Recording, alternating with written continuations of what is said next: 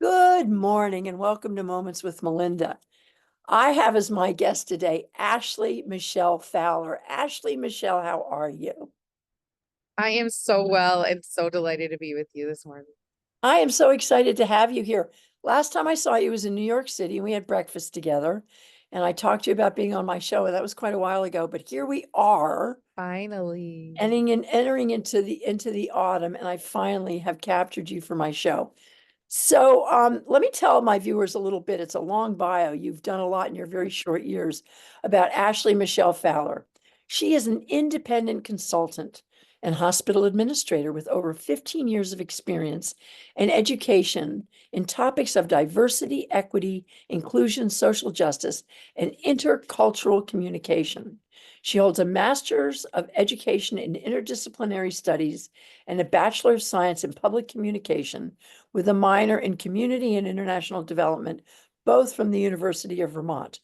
Ashley Michelle currently serves as the Administrative Program Manager in the Patricia S. Levinson Center for Multicultural and Community Affairs in the Office for Diversity and Inclusion in the Mount Sinai Health System in New York, and is a PhD student at Pacific University in Forest Grove, Oregon, studying barriers in the healthcare system for Black men in the United States.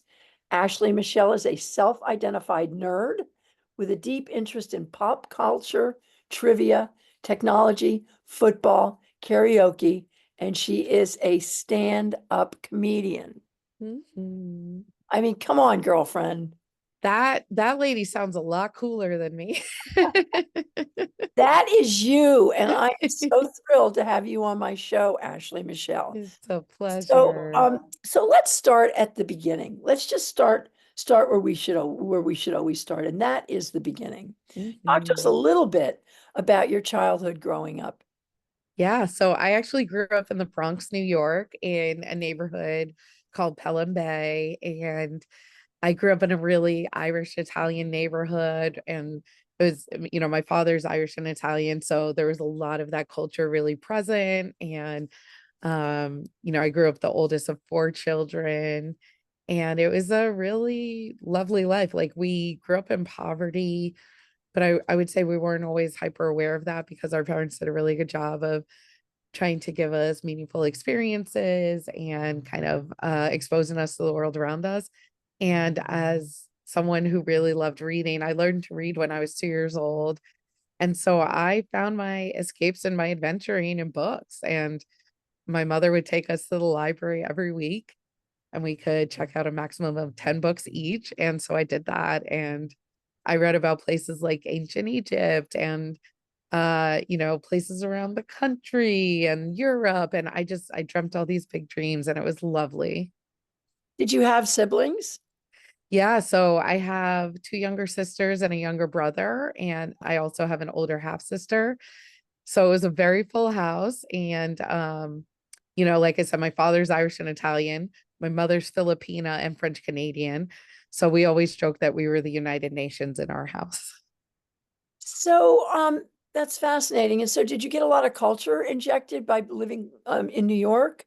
Um, Yeah, yeah. New York City is just like it's international culture in a daily dose, So, we would go to different businesses around town, and each were owned by folks of different ethnicities, and you hear different languages being spoken, and you have different types of folks in your school. And so it was just like it was a really beautiful thing. And actually my father worked in the city, so in Manhattan, and he would commute in every day, and he would take us into the city sometimes for just like more exposure. And one of the areas that he was really plugged into was the unhoused community.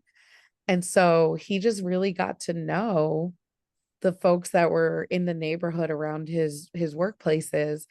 And he really took time to see them, to understand their humanity, to know their names. And one of the kind of most meaningful experiences we had was, again, we didn't have a lot of money, but my parents always made sure that there was an abundant feast during Thanksgiving. And so much so that after the six of us ate, there were leftovers. And I remember my father would get to-go containers and fill them up with our leftovers. And we would then drive into the city and drop them off to these different unhoused folks that he had gotten to know. And so it was just a very developmental experience for me to not only see the unhoused folks as humans and complex beings, but to kind of have that value of service instilled in me at such a young age. Well, I was going to ask you how you had the greatest impact on your extraordinary journey in life. Um, would it have been your father?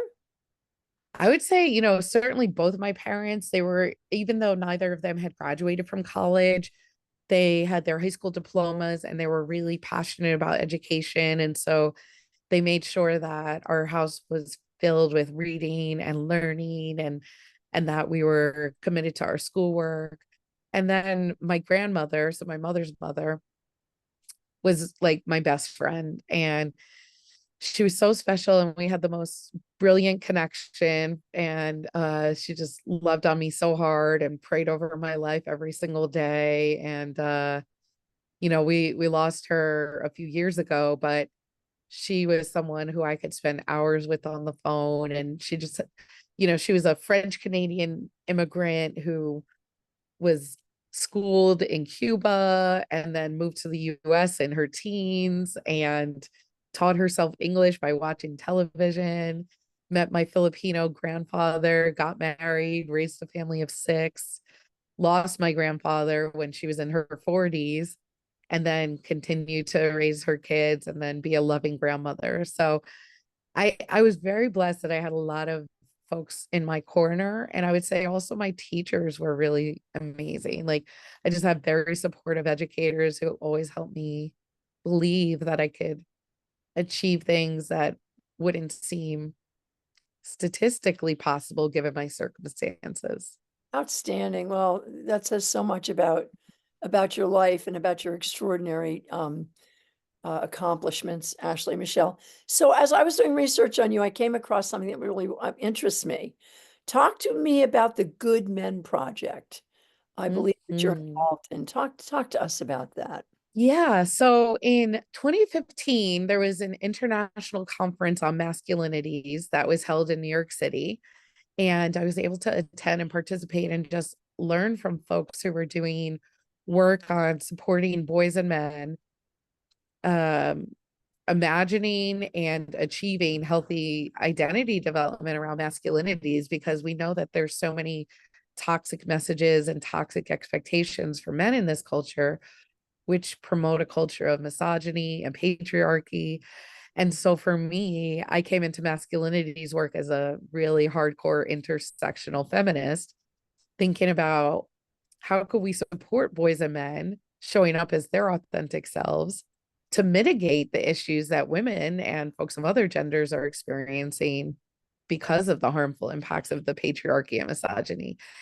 And so while I was at the International Conference on Masculinities, I met some folks, including the editor and some writers who are affiliated with the Good Men Project, which is an international blog and resource for folks to kind of have a healthy discourse on what masculinities could look like.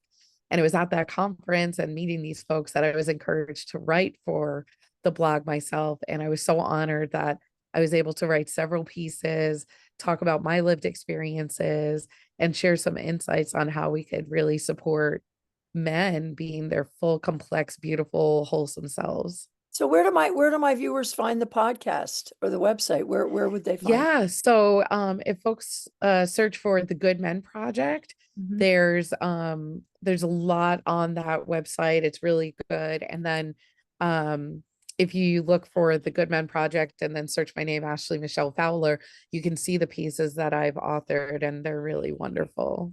Outstanding. Thank you for your work in that, because Yeah, it's true that absolutely.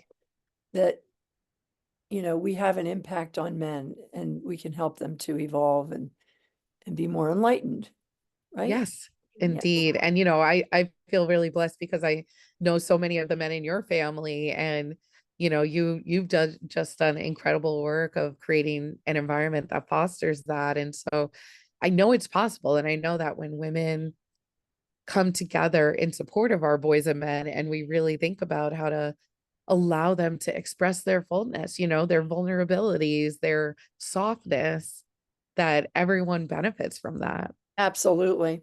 So now you're Ashley Michelle, you're a stand-up comedian I am. and you travel all over the United States and perform. Talk to us about how you got into comedy and a little bit about this side of you.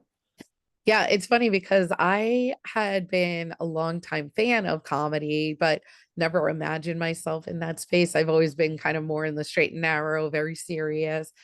But I think there's always been this creative and artsy side to me that I just didn't cultivate because I didn't see it as valuable. And I think growing up poor, I was just trying to figure out, how do I get out of poverty? So I played it more safe. And what I realized was that I really needed more creative outlets. And so during lockdown, I was like, you know what? I don't have a lot of excuses. I've got a lot more time than I ever have. So let me, just stretch this muscle and see what could be. And so I started taking workshops with the Vermont Comedy Club, actually.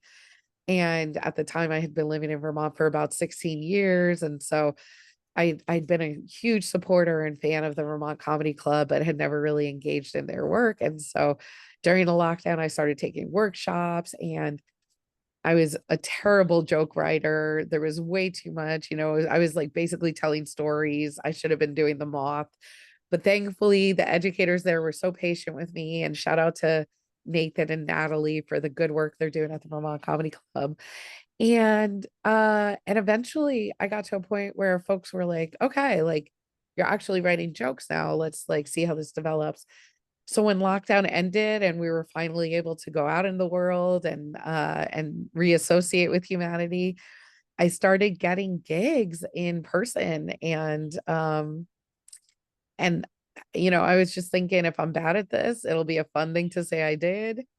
But fortunately, I'm more good than bad, and folks started paying me to do this. And then as I started traveling, I would tap into my network. And yeah, I've performed in probably almost a dozen states at this point, and I've just had a really fun time having this outlet for my artsy side, and just being able to connect with audiences and to find the humor in the challenging parts of life.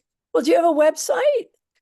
Yeah, I'm actually in the middle of the build out right now, but until the website is launched, we're gonna just direct folks to find me on YouTube or Instagram, Facebook, and I definitely try to keep up to date on my socials about when the next gigs are coming up.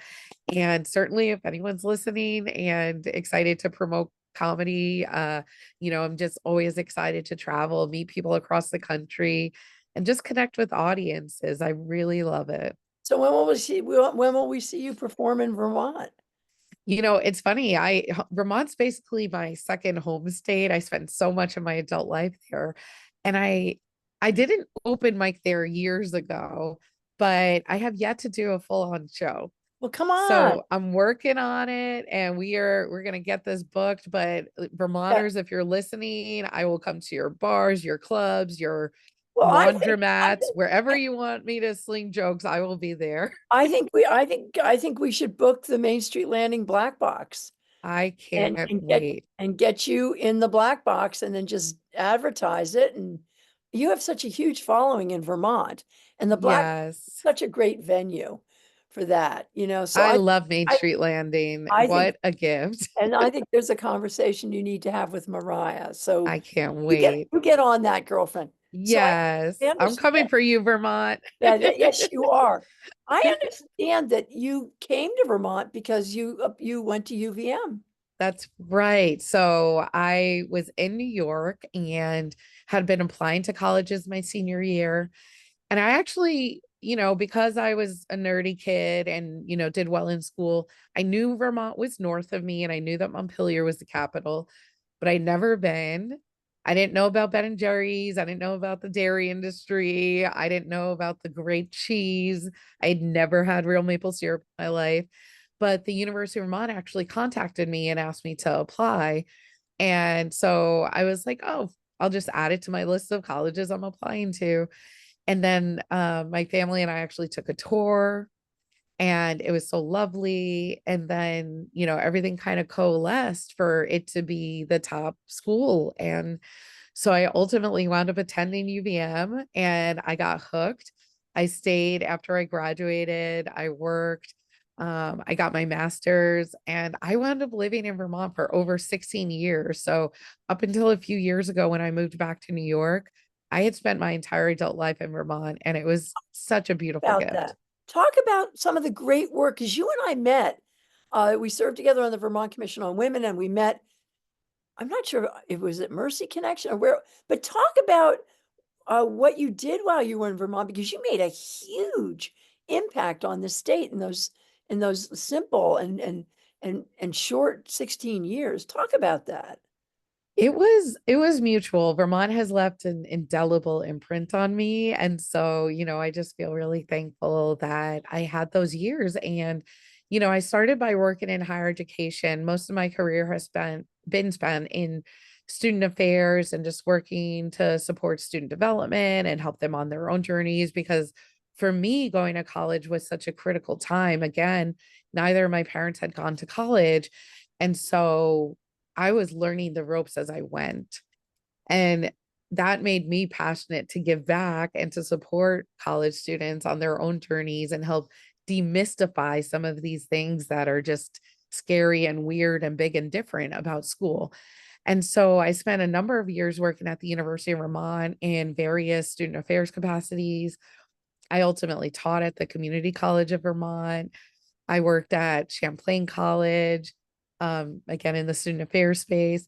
And then I also had this great gift of being able to work in the nonprofit educational space at Mercy Connections, Where we which is met. an incredible educational nonprofit in Burlington.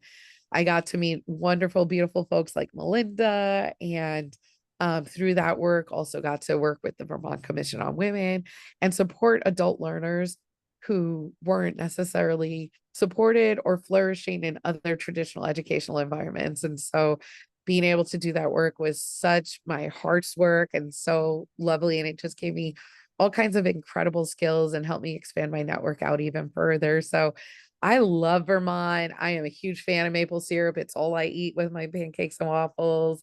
I became really outdoorsy there. I didn't really have a lot of access to the outdoors in New York, but I'm proud to say I've hiked all the big peaks in Vermont and, I've camped and had such incredible experiences. And frankly, it made me bold enough to go other places. And so one summer I spent interning in Wyoming and I did some whitewater rafting and backpacking and all kinds of kooky things. So my time in Vermont really transformed me in the most beautiful ways. Well, I think you transformed Vermont. I mean, in 16 years, and you were so young. And you just talk about climbing that ladder and crashing through the glass ceiling. So thank you for your service to Vermont. So what inspired you to leave? What was the inspiration for you to head back down to your hometown of New York? Yeah. Well, during the pandemic, the two things that I realized were missing in my world were more creative outlets, which is where the comedy came in, and then scholarship and academia. Because although I was working out of college at the time, I felt like I needed more intellectual discourse and I wanted to be a part of the work that was informing the practice. And so I actually applied to graduate school during the initial part of the pandemic. And so I started my PhD program in the fall of 2020. And through that program, I met a wonderful colleague and friend who worked at the Mount Sinai Health System. And she saw the job opportunity come up in the Center for Multicultural and Community Affairs and thought that I would be an incredible candidate. And this was an excellent opportunity of people seeing things in you that you didn't necessarily see in yourself. Because when I read the job description, I thought, wow, this sounds like a really cool job. But like a lot of women do, I questioned, was I qualified? Was I ready? Would they take me seriously? And I had all this self-doubt, but I had this friend and cohort mate who really championed me. So she encouraged me to apply and I put my application in and then she put me in touch with the hiring manager and everything moved so quickly. And so I remember I sent in my resume on a Wednesday. I was interviewing for the position on that Friday. The following week, I had a second interview. And the following week after that, I was offered the job. And so during lockdown, when everybody's kind of isolated, I had to decide within a couple of weeks if I was going to pick up my life of 16 years, move it back to the city during the pandemic when New York City was actually the epicenter of what was going on, and work for this health system.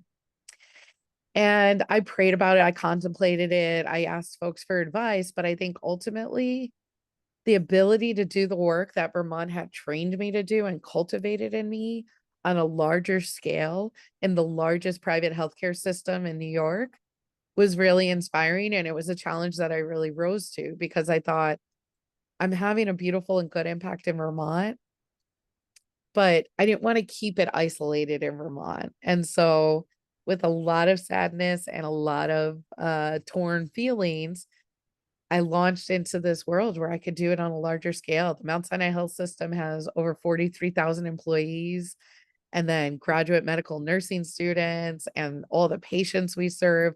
So I just saw that the ability to do this work in such a seismic way was going to be really rewarding. And honestly, I completely credit my time in Vermont and the people I met and those who coached and championed me that allowed me to even dream these dreams. I mean, but look at that. I mean, you are the administrative program manager in the Patricia S. Levinson Center for Multicultural and Community Affairs in the Office for Diversity and Inclusion in the Mount Sinai Health System in New York. That's huge. That's huge. Yeah. So are you happy to be back closer to your family? I am, I miss Vermont so much. And I think for me, one of the things that is always important to sustain me is travel. And I travel a lot. I love traveling. And so, when New York gets overwhelming or, just exhausting, I try to pull away to the countryside. So whether that's Vermont or somewhere in upstate New York or, just a more rural area, I love the ability to be able to do that with ease. And New York is great because it's a wonderful travel hub. So I can take Amtrak's, buses, Metro Norths, the planes. We have three major airports, so I feel like I took the best of Vermont with me, and I live within a 10-minute walk to Central Park. And so there are days when I get lost in that park and I forget that I'm even in a city, or I That's walk outstanding. to I the love East it. River and I just like sit by the water and I daydream of Lake Champlain. So it's been hard, but also Well, beautiful. now we have a train out of Penn Station that comes right to Burlington. Yeah, Exactly. so you can take the train right to Burlington. Give me a And call. what a beautiful ride that is. It is. It's right up the Hudson. It's gorgeous. So let's talk a little bit about, you are a woman of very strong faith, and I Yes. admire you in that. Do you have faith in humanity to right the ship that we're on right now? Ha, it's a good question. I think that my faith reminds me that there's something bigger than humanity and bigger than all of us, which that's really where I rooted in, is that even when we as humans miss the mark, that there's a protective guiding force that's going to keep us kind of correcting the course. But I also do believe that I would say my belief is that most humans are waking up, trying to add good to the world, trying to do their best. And there's always bad actors. And I think that sometimes we try and we're misguided and we miss the mark. But I think that there is a lot of genuine desire for goodness, for joy, for improvement. And I think that we just need to keep finding our ways to come together, because there's so much trying to divide us, to distract us, to keep us infighting. And I think when we start seeing our commonalities, our threads, our shared humanity, that's when we do our best. And so I don't think I have faith in humanity as a whole to do the right thing and to get us to where we need to go. But I do think that there are a lot of people who are trying to keep the focus there. Well, that sort of segues into my next question. So what wisdom and advice would you give to our youth on how to navigate their world with the climate crisis, attacks on our democracy, women's reproductive freedoms, being eliminated are economic inequality and racial, ethnic, and Semitic racism, just to name a few of their many challenges for our children, for our kids Yeah. growing up. I don't know if you have youngsters that nieces and nephews, but Oh, yeah. you must be a mentor to a lot of young people. What are your words of wisdom? What do you tell them about the world that they're growing up in? Yeah, I think one of the things I always try to remember is if we look back at history, young people have always spearheaded the most significant change and civil rights movements and activism in our world. So I tend to try to get adults to listen to young people because I think that we often think we know what we're doing and we forget that it was in our youth that we were able to make the changes. So I almost kind of just defer to the young people to say like what should we be doing? What do you all see as the challenges? But I think that the advice and the insights that come from age is that we can teach young people how to keep their passion and fire in sustainable ways so that they're not burning out and they're not becoming cynical and jaded because that's so easy to do. And I think sometimes when we're not strategic with our passion, we don't have the largest impact that we desire. And so I always try to work with the students I work with my niece and my nephews, with anyone who I can support in their own developmental journey is to study the expertise from those who have come before us and to understand that while we have these hero figures and people like Rosa Parks and Susan B. Anthony and Martin Luther King Jr., right? Like we have these heroes, but we don't always get taught the entire systems that were behind them and the nameless people that allowed them to flourish. And so sometimes young people try to be martyrs and they try to do it all themselves. And I say, no, like we need to come together. We need to have a lot of strategy and we need to be really thoughtful and intentional about how we pursue what we're doing. So I say, let the young people tell us what the problems are and how we should solve them. And let's be there to support them, not burning out and being able to do it in a measured way so that their impact isn't lost. Do you believe that kids are getting much more engaged now than they were maybe 6 years ago, but that they're getting more engaged? And I mean, because Yeah. between you, I think 60 million people, old people have passed on, and now there's a whole new generation of like 45 million new youngsters who are coming Yes. to voting age. And I think we're seeing a little bit of a shift in embracing, all the sort of progressive rights that they're not putting up with the racism and the kind of the ugliness that I think they've been seeing. Yeah. And I You're think, right. the status quo is being challenged in a beautiful way. But, I would say young people have always been the most engaged and the biggest thought leaders.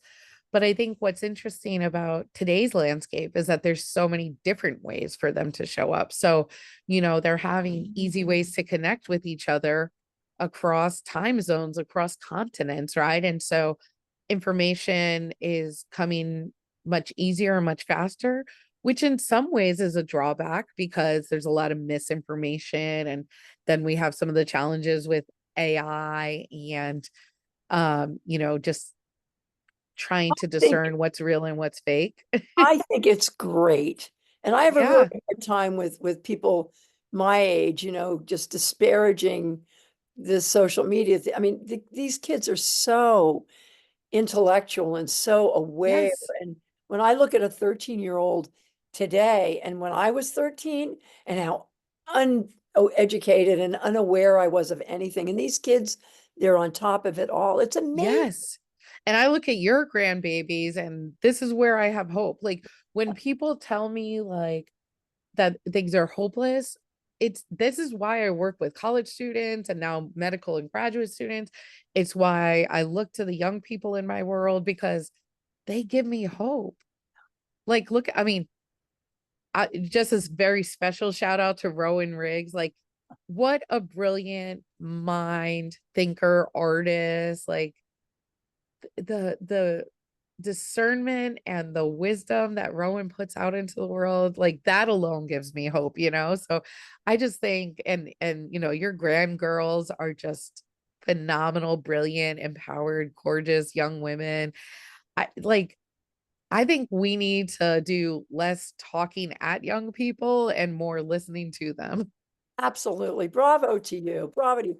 Well, Ashley, we're coming to the end of my show. And I just want to tell you that you are an amazingly gifted and accomplished woman and a dear, dear friend. And I hope I get to see you up in Vermont soon, sharing your comedic talents. And I think we need to get on that really soon. Yes, I can't Schedule something wait. for the spring or whatever when the weather's better and get that in the books. We can Yes. have everybody come down to the black box, all of your followers. I mean, there's hundreds of people who have followed your career and have just so adored and loved you. And I think it would be great to get you back up here to do one of your shows. Oh yeah, and you know, I will say as much as I love Vermont, there's a lot of humor to be had in some of the quirkiness of it. So we'll have a good laugh together. It'll be a good time. Well, let me help you make that happen, my I darling. would love that. And to my viewers, thank you for being with Ashley, Michelle Fowler, and myself today. I am just so delighted to finally have this interview with you. And Same. and I wish you all a beautiful day. It's a sunny, sunny September day in Vermont, and I wish you a beautiful day and get out there and enjoy it. And I will see you very soon. Thank you for being on. Care. Bye bye, my darling. Bye bye.